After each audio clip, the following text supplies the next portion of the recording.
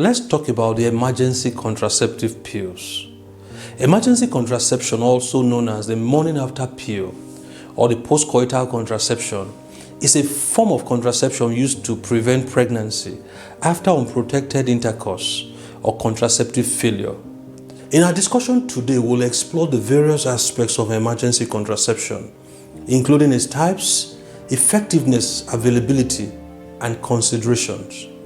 There are different types of emergency contraception available, and they include the emergency contraceptive pills, the ECPs.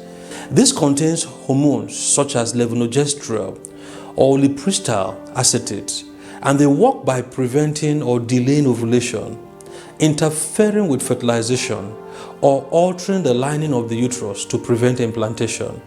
The ECPs are most effective when taken as soon as possible after unprotected sex, but they can be taken within a specific time frame, usually up to 72 hours or 120 hours depending on the type. There's the copper intrauterine device, the IUCD. The copper IUCD can be used as emergency contraception up to 120 hours after unprotected sex. It works by inhibiting fertilization and interfering with implantation. The copper IUD can also serve as an ongoing contraceptive method, providing long-term protection against pregnancy. Effectiveness of emergency contraception varies depending on several factors, including the type used and how quickly it is taken after unprotected sex. Generally, the emergency contraceptive pills are most effective when taken as soon as possible, preferably within the first 24 hours, but can still provide some protection within the specified time frame. The copper IUD is the most effective method of emergency contraception with a failure rate of less than 1%. Emergency contraception is available in many countries without a prescription. It can be obtained over the counter at pharmacies, family planning clinics, or even online in some regions. However, availability and regulation may vary between countries, so it's important to be aware of local guidelines and seek appropriate information. It's essential to understand that emergency contraception is not intended to be a regular form of contraception. It should be used as a backup method when regular contraception fails or it is not used. Regular ongoing contraceptive methods are more effective and provide better protection against unintended pregnancies. Emergency contraception does not protect against sexually transmitted infections. If there's a risk of sexually transmitted infection, using a barrier method such as condom is recommended.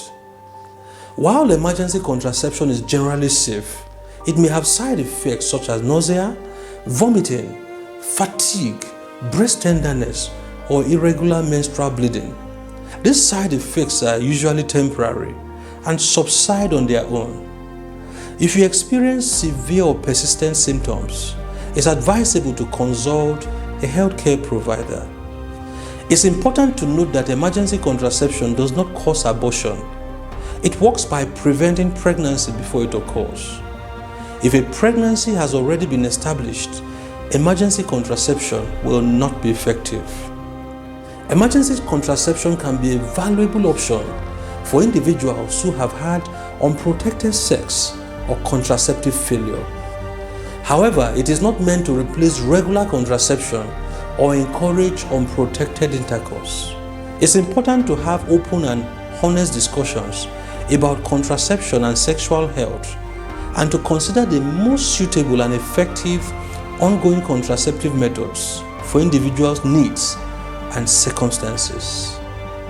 In conclusion, emergency contraception provides a way to reduce the risks of unintended pregnancies after unprotected sex or contraceptive failures.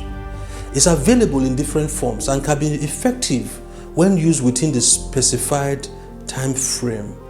However, like said before, it's not a substitute for regular contraception, and ongoing reliable methods should be used for long-term protection. Open discussions with healthcare providers and access to accurate information are crucial in making informed decisions about emergency contraception and overall reproductive health.